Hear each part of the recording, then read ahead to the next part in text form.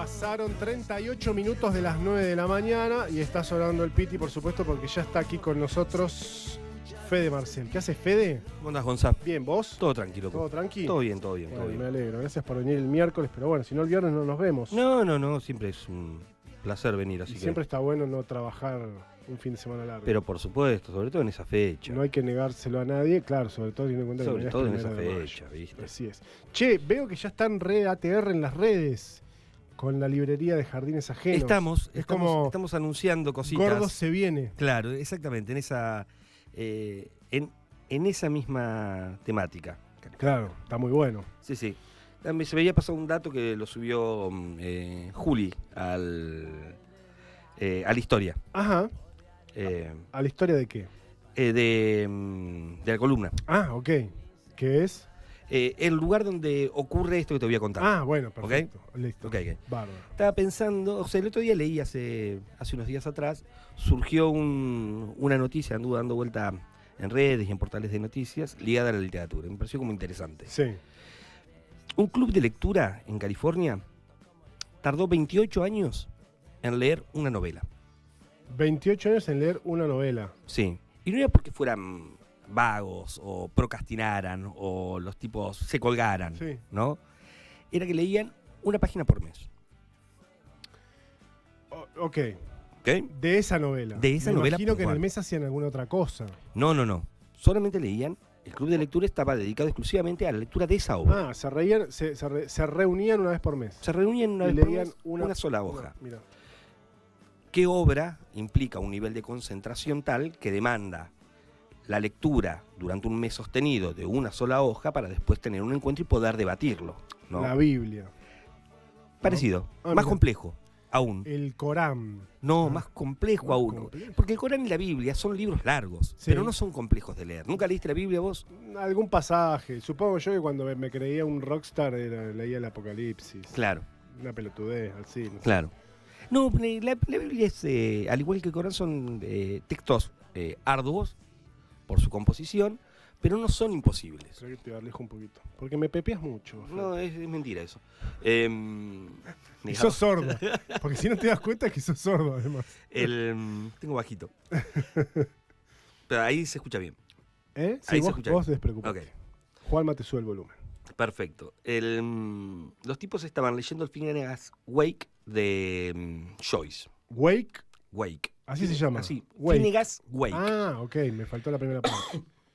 Esa obra te decía que con respecto a la Biblia o el Corán, si bien son libros súper extensos, son de lectura bastante lineal, o sea, Sí. no hay demasiada diferencia entre leer eso y leer tal vez la Odisea o la Ilíada, que son textos Sí, que se dan en secundario, sí. ¿no? Finnegan's Wake es de James Joyce. James Joyce. A James Joyce ya lo hemos nombrado Sí. en algunas columnas acá. Él escribe, su gran obra, no es el Finnegas, es el Ulises, que Claro. es el famoso Ulises de Joyce, que también es un libro increíblemente complejo Ah, ok. y que muchos lectores hacen agua a la hora de intentar leerlo. Es un chiste recurrente entre los lectores, porque somos unos jóvenes bárbaros. ¿Quién miente acerca de la lectura del Ulises? Claro. ¿No? Todos nos hemos asomado, pocos lo han terminado. Entiendo. ¿Ok? Sí. Es como, me hiciste acordar, me voy a ir un poquito, me alejo un poco, pero alguna vez tuve una reunión con en una charla, éramos varios, una socióloga, Alcira Argumedo, y hablando de política, y la mina decía, muchos hablan del Capital y de Marx, pero Claro. casi nadie leyó el Capital. Claro. Que también es un texto arduo. Claro, que son como Es no sé un- cuántos tomos. Sí, claro, sí. claro, sí. Es una cosa. Esto pasa lo mismo, hablan del Ulises, pero Exactamente. claro, no lo Eh, leyeron. Si te pones al Ulises y te concentrás y le pones voluntad, eventualmente lo terminás. Si encontrás el tiempo, la Sí. dedicación y la constancia como para poder hacerlo. ¿Son libros de qué? ¿800 páginas? Sí, el Ulises es largo. Ok. El Ulises es largo. Este es más corto. El Finnegan's Wake tiene 600, 700 hojas. Es un libro, es una novela extensa, pero no es infinita. Entiendo. ¿Ok? En el planteo. Lo que sí es increíblemente difícil de leer. Te diría que es imposible leerla en castellano. Ok, No existe una traducción. Hay una traducción dando vueltas. pero ¿por qué tiene una cosa así como experimental? algo Claro, por el es estilo? completamente experimental, es completamente disruptivo en su composición,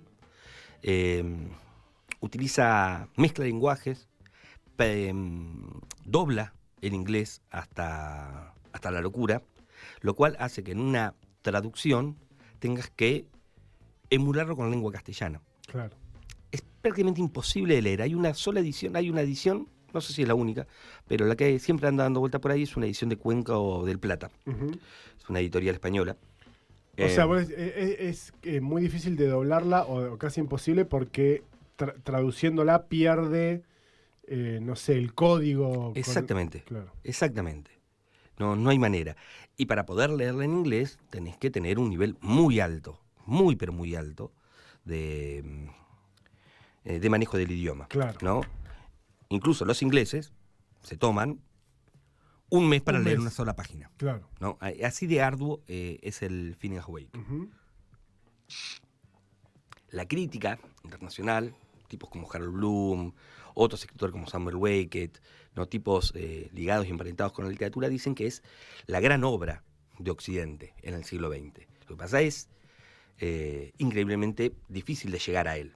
Tienen razones estéticas, narrativas y disruptivas por el cual ese libro debería conformar parte. Bloom dice que debería ser, la reformulación del canon debería pasar por el Phineas Wake. O sea, es el libro con el cual el resto debería medirse. Mirá. Eso es lo que dice Bloom. Por supuesto, es tan ripioso que nunca llega a ser canónico. Claro. ¿No? Es de tan difícil acceso. Pero hablamos del canon en términos de literatura en inglés. En universal. Universal. Universal. Lo que dice Bloom es el libro mejor escrito en el siglo XX en todos los idiomas. Un tipo no sé, no importa, en Uruguay, si se pone a escribir, debería tener ese libro como referencia. Todo idioma debería intentar emular el Phineas Wake. Por lo menos tenerlo en cuenta a la hora en términos de composición. El tipo Joyce estos tipos tardan casi 3 décadas en leerlo. O sea, este grupo de lectura, ¿no? En el cual hay profesores, lectores varios, sí, lectores universitarios y demás, ¿no? El libro fue publicado en 1939. Sí. Como para que se den una idea, la estructura no es lineal y tiene palabras en decenas de idiomas. En decenas de idiomas. Él inventa, incluso, un idioma. Voy a utilizar una palabra poco feliz, pero la perversión del idioma del inglés. Sí. O sea, él trastoca tanto el inglés que el tipo termina creando un lenguaje que se conoce como idiosincrático. Que es cuando vos podrías crear un lenguaje idiosincrático, que es un lenguaje propio y único que hables vos y 3, 4 personas más, o incluso vos solo. Como Tolkien. Por ejemplo. Sí, que inventa una lengua. Inventa una lengua. Sí. Pero Tolkien, se fue al carajo. Claro, pero Tolkien escribe y crea una lengua, pero le da un sentido gramatical, le da una estructura y un sentido que lo explica y hace posible que otros puedan acceder a ese lenguaje. Claro, claro. Joyce no. Y me imagino, no sé, estoy tocando oído, pero tal vez mucho de la estructura gramatical tenga que ver con el idioma que era de Tolkien. Más allá de que el lenguaje sea otro, digo. Claro. Viste que la estructura gramatical del inglés se parece al del alemán, por ejemplo. Claro. Sí, son sajones. Claro, sí, claro. Son bueno, anglosajones. Me imagino que habrá algo de eso también. Pero este no, este es... Es la perversión del inglés con modificaciones y juegos fonéticos. Muchísimo juego fonético que implica no sostener ninguna estructura gramatical, ¿no? Ni hablar del sistema de puntuación, que también se ve trastocado por la propia estructura. Y lo que él intentaba hacer era una experiencia estética cercana al pensamiento durante el sueño. Ok. ¿No? Ese era el modelo que el tipo tenía, lo onírico. Cómo funciona la mente del durmiente, cómo se compone ese lenguaje ahí, por medio de imágenes, ¿no? Voy a intentar llevar ese proceso, esa experiencia, a la literatura, una literatura consciente, que vos puedas sumergirte en una especie de fluir de conciencia caótico conscientemente. Entiendo. ¿No? Sí. El libro, como te decía, tiene 628 páginas, ¿no? Cuando estos tipos lo terminaron de leer... leían 30 páginas por mes. Más claro. Los tipos. No, una página por mes. Por eso tardan... una por mes. Claro, una por mes. Una por día, qué boludo. Una por mes. O sea, leían una página y se sentaban a discutir qué carajo Joyce quiso decir en esta página. 12 páginas por año. Claro, exactamente. Uy, Dios mío. Por eso tardan 30 años casi. Tardan 30 años. ¿No? tardó 17 años en escribirla Joyce. Ah. No pudo publicarla, la publicó finalmente 2 años antes de su muerte. Ajá. 2 años antes de su muerte, es lo que escribe después del Ulises. Una vez que termina con el Ulises, el tipo no puede volver a escribir hasta que en determinado momento, en un rapto de inspiración, escribe unas líneas. Bien. Perdón, ¿no? Sí. ¿Qué tenía un mecenas? ¿Cómo mierda hace esa gente para vivir? No, fue increíblemente pobre. Son Joyce. todos pobres. Boludo. Increíblemente Increíble. pobre. Vivió mucho tiempo en Italia, daba clases en universidades y sí, funcionaba mucho con, no mecenas como en el sentido de la Edad Media, pero sí con mucha ayuda de editores, amigos y demás, pero por supuesto tenía una vida O sea, un docente pobre, recorriendo Europa, viendo a ver Recorri- dónde pegaba una cátedra. de vez en cuando alguien le daba una mano, 17 años para escribir un libro. 17 años para escribir un Mirá. libro. Bueno, Nada que ver con me hiciste acordar a cuando hablamos de Roberto Arlt, ujú, que era un poco, que vos contabas que era un poco más de la dinámica más industrialista, más como Claro. de yo tengo que producir porque de esto tengo que vivir, ¿no? Más urgente. Sí, nada sí, que sí, ver. sí, nada que ver. Otro estilo completamente completamente distinto. diferente, completamente diferente. Es más, hay una mención, están relacionados un poco Roberto Arlt y Joyce, porque Arlt en el prólogo, tiene un prólogo muy hermoso en la segunda parte de Los Siete Locos. Siete Locos, la gran obra de Arlt, son 2 novelas grandes, que el primero son Los Siete Locos y el segundo es Los Lanzallamas. Sí. En la recepción de Los Lanzallamas hubo una crítica muy grande por parte de los eruditos argentinos sobre la obra de Arlt. Sí. Lo defenestraron, le dijeron que el libro estaba mal escrito, que era una cagada, ¿viste? Tipos como tipos de alcurnia, ¿no? Tipos ligados, estamos hablando del grupo de Borges, Claro, de claro. Bioy y Lazo Campo, ¿no? Que miraban Sí. con desprecio ese tipo de literatura. Sí, sí, sí.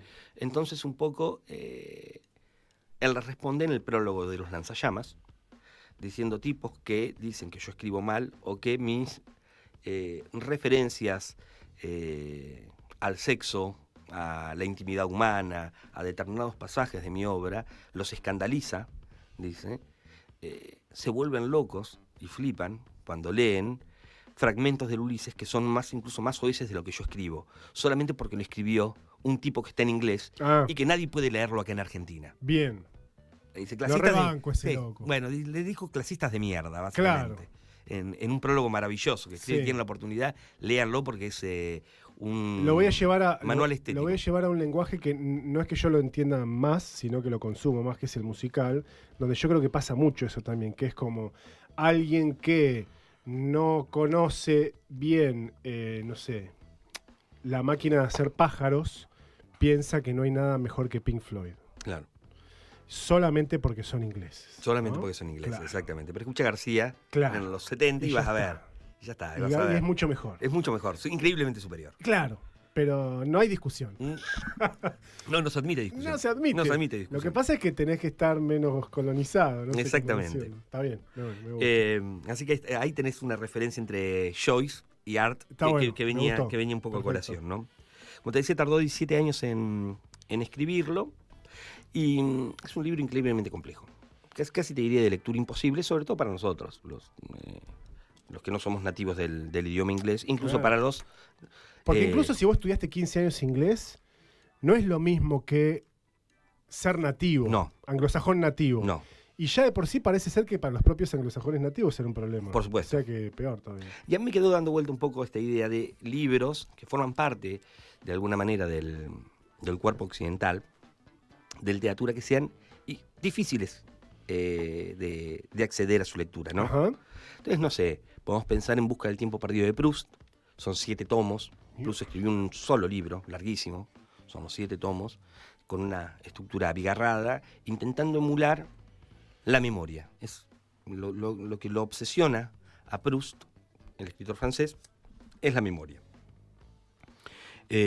Por supuesto, Proust, al igual que Joyce, según Bloom, que es el gran lector del siglo XX, y Borges, como lo hemos dicho en algunas oportunidades, junto con Faulkner y Kafka, forman parte del canon occidental. Tipos que son insoslayables en la Ujú. lectura del siglo XX, Ujú. ¿no? Kafka también tiene algunas obras que también son de difícil acceso, pensemos en El Castillo, por ejemplo. No La Metamorfosis y no El Proceso, pero sí El Castillo, que es una obra de difícil lectura. Después también tenemos, por ejemplo, La Montaña Mágica de Thomas Mann, que es un alemán también escrito a mitad de... Con doble N. Sí, Sí. a mitad del siglo XX. Es una obra grande, vasta. A mí no me parece tan difícil. Es un poco más abigarrada y un poco lenta, al igual que Proust, pero no es inaccesible. Está bien, pero está considerada dentro de las difíciles. Está considerada dentro de estos libros No que... es Dan Brown. Claro, no. Y está considerada, estas obras todas tienen en común en que todos los lectores la conocen, pocos Lo leyeron. en su totalidad. Claro, sí. En su totalidad, por ahí hiciste el intento. Sí, entiendo. ¿Viste? Pero en algún momento encontraste que y abandonás, ¿viste? Y caíste en Dan Brown. Hay un poco de eso, pero también uno piensa, ¿por qué leer un libro que me cuesta? Claro. ¿No? Cuando debería ser un proceso de placer. Por ejemplo. Pero bueno, hay gente que encuentra el placer en que sea difícil. Y hay que pensarlo en También. términos, por ejemplo, con las personas que hacen trekking. Sí, claro. ¿No? Está muy Por, bien. por decirte. Sí. Entonces vos decís, ¿por qué te subirías? ¿Por qué Claro. haces 12 horas en ascenso hacia el Cerro Bonete? Claro. ¿No? ¿Qué te Y pasa? ¿Qué ocurre ahí? Y el tipo te dirá la superación del esfuerzo personal. Bueno, los deportistas tienen mucho. Tienen claro. mucho de eso, ¿no? Obvio. Y te diría y también te dirá que tal vez la experiencia es una experiencia modificadora. Porque cuando yo llego allá arriba, Claro. veo lo que vos no podés ver. ¿No? Sí. O sea, una vista maravillosa de la ciudad, un paisaje glorioso y la satisfacción de haber escalado, de haber logrado el ascenso desde allá arriba, ¿no? Sí. Son experiencias que de alguna manera modifican. Todas estas obras... Y hay algo también en concentrarse en algo extremadamente difícil que en el deporte mucha gente dice, yo salgo a correr porque con eso me despejo. Claro. Bueno, es porque estás poniendo, digamos, te abstraes mentalmente, por decirlo de alguna manera, y te concentrás, no sé, en tu ritmo, Claro. ponele. Y en lo que estás es en el ritmo, no sé, estoy flasheando porque, chico, yo no corro, así que no sé cómo es. Ni me interesa conocer la experiencia. Pero me parece que también hay una cosa ahí de, me voy a meter a leer Joyce, Sí. porque yo quiero navegar esta experiencia y lo que esté pasando en el mundo exterior o que no sé, qué sé yo, que mi hijo me contestó mal, no me importa. Claro. Sí. Estoy en esto. Encuentro, Estoy acá media hora, una hora, lo que sea. ¿no? Y son experiencias que creo que son modificadoras. Ujú. O sea, me parece que uno no entra a estas literaturas y sale igual. Sobre todo porque también son un fiel reflejo, un poco, de la propia experiencia humana, la dimensión humana, porque no son libros sin sentido y tampoco son libros que están donde están por ser difíciles. Porque escribir un galimatías, un texto sin sentido, Ujú. lo puede hacer cualquiera. Ujú. Ahora, que eso tenga profundidad, densidad y que tenga una serie de atributos de difícil acceso, pero que te modifica en ese mismo ascenso, ¿no? Sí. Me parece que es interesante y es algo a tener en cuenta. Claro. Diste algunos ejemplos de grandes autores que tal vez entran en ese canon de lo dificultoso. Ujú. Tal vez no lo imposible como Joyce, pero lo dificultoso. ¿Quiénes serían los 2 o 3 que vos entendés que podrían estar en ese club dentro de la República Argentina? No, creo que O tal vez un título, tal vez no es Sí, un sí. escritor que se caracterice por eso, pero capaz que escribió un librito que es un quilombo. Yo creo que hay uno solo. Dentro de este nivel Sí. hay uno solo. Hay uno solo. Después podemos pensar en otros escritores norteamericanos. Hay 2, puntualmente, Pinchón y Foster Wallace, que tienen escritores a partir de la segunda mitad de los 90 en adelante. Pinchón Sí. tal vez en los 80, que también hicieron obras vastas y de difícil acceso, pero no imposibles. Entiendo. Pero no imposibles. No, yo te hablo de difícil. Difícil. Acá, en Argentina, lo tenemos al gran... el otro día traje un librito de él. Ley Seca. Ah, Ley Seca. Él escribe Los Soria, que es la gran novela de él. ajá, La gran novela de él. Tardó 10 años en escribirla, ok. más o menos. Ahí está medio complicado ahí, porque estuve revisando y tiran temporalidades medias locas. Bueno, Desde el 76 hasta el 80, 82, 83, 84, parecería que Ley se centró en escribirlo, lo escribió manuscritamente. Puso Dios mío. y tardó, recién lo publica en 1998. Estamos hablando de un libro que tiene 1.400 páginas. 1400. Lo cual hace que un libro de 1.400 páginas sea muy difícil de editar. Pues es muy difícil de vender. El mercado no te lo quiere tomar. se hacen tiradas muy chiquititas. Entiendo. Se hacen tiradas muy pequeñas. Porque implica un consumo de papel muy grande. Es difícil editar un libro tan grande, Sí. tan voluminoso, ¿no? En aquel entonces, él estaba... Leiseca siempre fue un tipo completamente marginal en la literatura argentina. Pues estaba medio loco. Claro, Ahí estaba completamente chiflado. claro. Y entonces entraba y salía, estudió ingeniería, estudió letras, estudió, viste, una serie de carreras, y siempre se manejó con trabajos fue obrero mayoritariamente, haciendo diferentes arreglos. Yo tengo amigos que lo llegaron a conocer en su momento, amigos más grandes, que fueron coetáneos y gente de la cultura. ¿En persona? En persona, sí, sí. Mirá, mirá. Y siempre andaba con minas que lo mantenían, buscaba viudas, Ley, para poder escribir, ¿En serio? claro, sí, Mirá sí, vos. sí. Era un modus operandi que el loco tenía. Seducía viudas para que lo sostengan, de los cuales 3 grandes escritores argentinos estaban convencidos de que Ley era un genio. Y eran 3 tipos enormes: Sí. César Aira, Sí, Fowil y Ricardo Piglia, mirá. ¿no? Todos ellos están convencidos de que él era un gran escritor, Ujú. e intentaron por todos los medios que su obra se conociera. Cuando escribieron, es más, ahora ahí, Los Orias hizo una sola edición, una tirada muy chiquitita hace muchos años atrás, allá en el 98, les hicieron una tirada muy pequeña, muy pero muy pequeña, de ejemplares tapaduras firmadas por él a mano. Y después ese libro se terminó, nunca fue canónico, sí se transformó de culto. Se terminó transformando en un Entiendo. libro de culto. Es un libro de culto. Es un libro de culto, no canon, Y es complejo para leer. O sea, tiene... No imposible, no imposible, pero está en el grupo de... todos los otros. Es un trekking complicado. Es un trekking complicado. Ajá. Un poco la literatura de Leiseca era como él, bastante chiflada. Podríamos,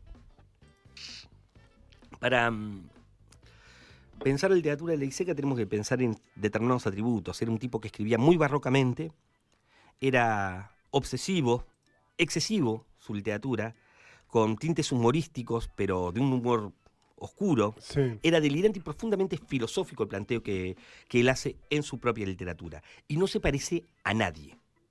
O sea, leer a Leiseca está completamente por fuera de la tradición argentina. Tenemos que pensar que Piglia, Fowil o Aira, por ejemplo, que lo admiraban profundamente, eran tipos que eran ecuménicos en el lenguaje, eran más del palo de Borges, Ok. ¿no? Era menos es más, siempre.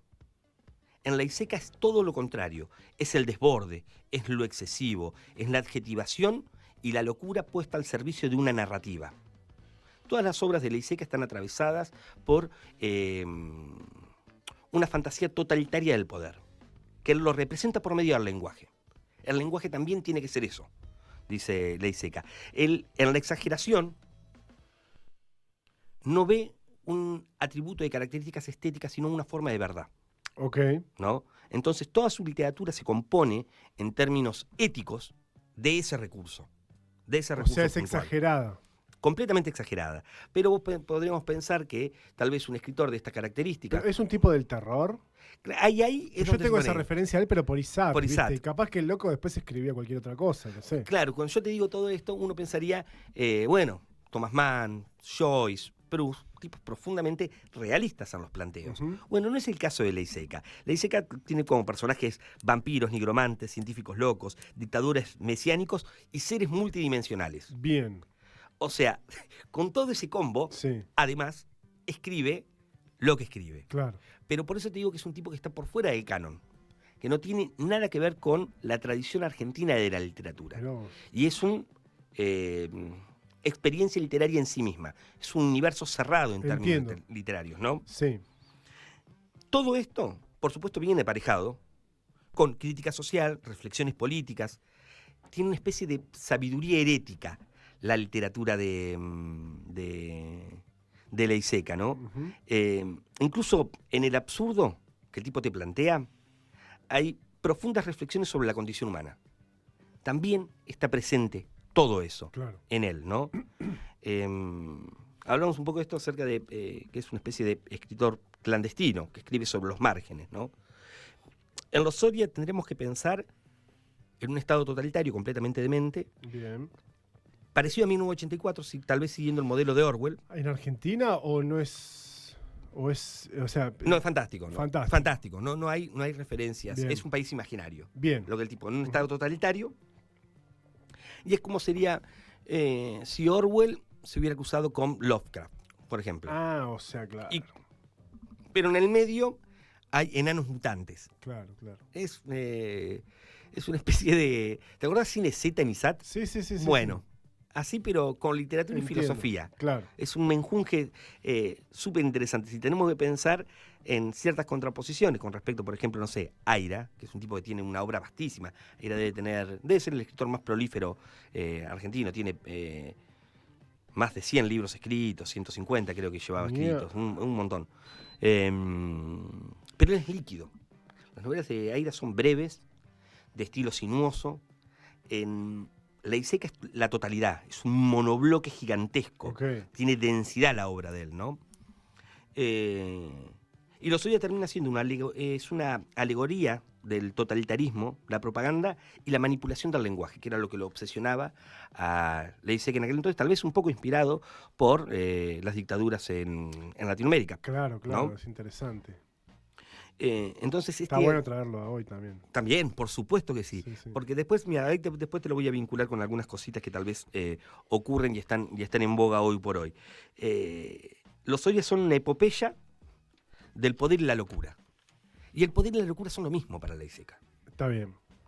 Y la única forma de escapar a ese poder, a escapar propio del sistema, es la locura. Pero la locura te rompe. O sea, no hay escapatoria de los propios sistemas que te propone. Es muy difícil contar la trama de Lozoya. Es complejo porque es una alegoría política grande y parecería con largos monólogos. Tiene un narrador en tercera persona que va y viene, que disgrega, que toma caminos sinuosos a la hora de narrarte, pero básicamente es un estado totalitario donde hay como, no dos razas, pero sí dos facciones. Uno son los Soria, y todos se llaman Soria, que es un estado totalitario, manejado por una burocracia gigante, enorme, sostenida en la mística y en lo burdo, ¿no?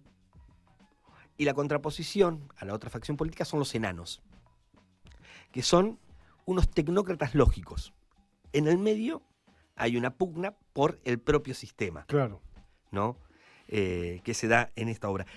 Ley Seca después toda su obra va a hacer referencia. Los Soria es su última obra, ¿no? Es como su gran obra. Tiene dos novelas previas que de alguna manera se emparentan y dialogan con determinados conceptos que tienen que ver con la deidad, cierta concepción del absoluto y demás. Podemos hablar un poco del Jardín de las Máquinas Parlantes, que es una novela menos grande que Los Soria. Es una novela larga, pero no tan grande como Los Soria. Que es 1984, pero con una IA. Okay. Un estado totalitario, el personaje principal es un oficinista. En este futuro, las máquinas parlantes gobiernan el mundo. Sí. Son una IA, el hombre ha delegado por completo pero su raciocinio. no lo aniquilan. No, porque no estamos peleados contra la IA. Ah, no es Terminator. No es Terminator, le hemos abrazado nosotros. Bien. Y hemos delegado un poco lo que, digamos, de a poco. De a poquito, lo que vamos haciendo. Va ocurriendo. ¿No? Comienzan a tomar decisiones políticas y en determinado momento el hombre se retira y las máquinas comienzan. Pero las máquinas están locas. Las máquinas discuten entre sí. Las máquinas tienen cambios de humor.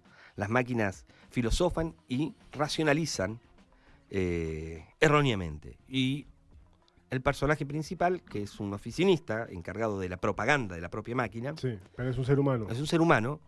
Comienza a darse cuenta de que la máquina dice cualquiera. Mira. Bueno, entonces va a comenzar a intentar romper esa estructura. Claro. Hay referencias ahí a los Soria, hay referencias a aquella obra que después va a venir porque se tratan de una serie de conceptos que Ley Seca va a seguir abordando. Claro, o sea, es un tipo que evidentemente venía trabajando ideas.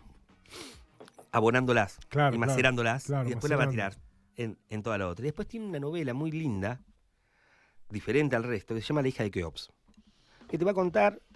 Era un dios, ¿no? Un dios egipcio. Era un faraón egipcio. Un faraón egipcio. Te va a contar un faraón egipcio que está obsesionado con la muerte, no quiere morir, el tipo. Es un filósofo y metafísico decadente que intenta escapar a la muerte. Entonces construye pirámides. Y la hija de Keops es la hija de este faraón. Para mí es imposible escuchar Keops y no pensar en la joyería que había. Acá, No, que había, que ¿sigue estaba acá, existiendo? ¿no? No sé. Es bien de los 90. ¿Y la hija? Se transforma en una sacerdotisa que, por medio de visiones proféticas erróneas, tiene la potestad de salvar al padre o condenarlo. Ok. Y en todo esto es una discusión acerca, de nuevo, del poder, la burocracia de un gran imperio, la locura, las visiones, el temor a la muerte. Son todas las obsesiones de Ley Seca en una novela por ahí un poquito más accesible en términos de lectura.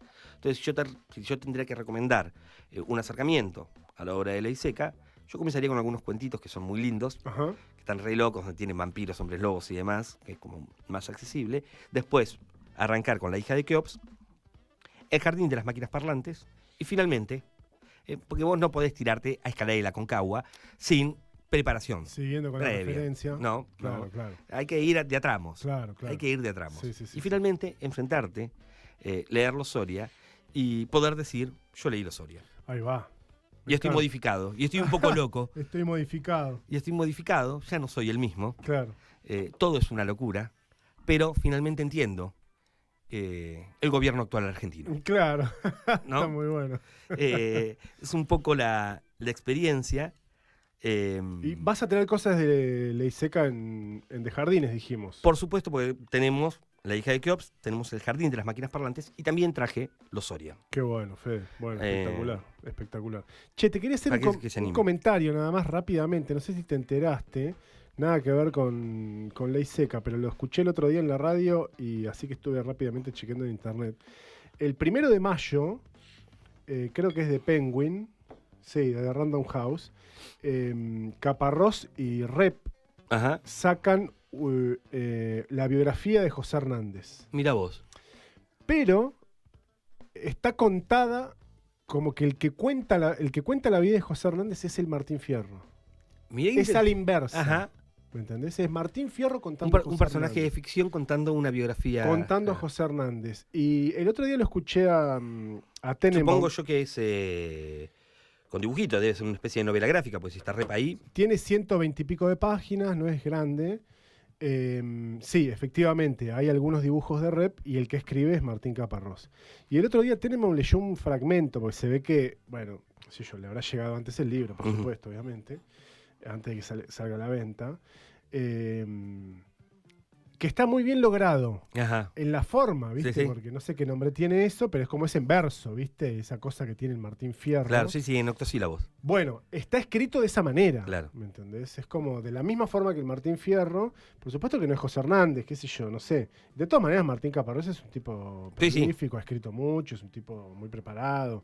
Pero me Con mucho pareció, oficio, sí. sí, me pareció muy interesante esa búsqueda, digamos, de contar sobre José Hernández, pero como que el que la cuenta es el Martín Fierro. Y es interesante porque es un ejercicio de metaficción. Claro, claro, ¿No? sí, tal cual. O sea, invertís las polaridades de la narración, agarrás un personaje ficticio que Sí. cuenta un Sí, hecho porque real. incluso, por lo menos en ese prólogo, esa partecita que estaba leyendo Tenenbaum, era un poco como que lo chuseaba. Es como algo así como el criterio sería que alguien que pertenece a los que desplazaron, persiguieron y criminalizaron a los gauchos y a los indios, escribe sobre nosotros, Claro. ¿no? Una cosa por el estilo, muy interesante. Así que te lo quería compartir ya que estábamos. Interesante. Acá sería interesante, sería un fenómeno tal vez similar, pensar en una especie de metaficción donde Mickey Vainilla cuente la biografía de Javier Milei, por ejemplo. Por ejemplo. ¿No? una O de cosa Gordodán, por ejemplo. Podría ¿no? ser, ¿por qué no? Podría ser, ¿No? tranquilamente. Sería- Se podría dar en cualquier momento. Podría dar, se Sí, podría dar. tal cual, Interesante. tal cual. Fede, gracias. No, por favor, un placer. Fede Marcel, de Jardines Ajenos, estuvimos aquí conversando un rato y bueno, cada vez falta menos para la apertura de la librería, así que estamos todos muy entusiasmados, esperando a ver qué es lo que va a suceder. Perón 208. 208, dentro de poquito. Perón 208 dentro de poquito, así que estén atentos. ¿Tiramos la casa por la ventana? o Sí, algo? sí, se pudre todo. Se pudre todo. Cerramos Perón y Cuani. Todo, cortamos la calle. Mientras que no se te corte la luz. O que no se me caigan los... Que no se te venga un auto encima. Sí, sí, sí. Todas cosas que están pasando ahí. Son señales de otros lugares del universo. Puede ser, pero generan resistencia, pero los venceremos. los venceremos. Capaz que quieren, que en realidad están tratando de abrir un portal o algo para venir Puede ser, serán bienvenidos. a los Si jardines ajenos. Si quieres, si vienen con plata y que tienen ganas de comprar libros, estaremos dispuestos. Ningún problema. Gracias, Fede. Placer. Fede Marcel, de Jardines Ajenos, la columna de literatura aquí de El Delivery.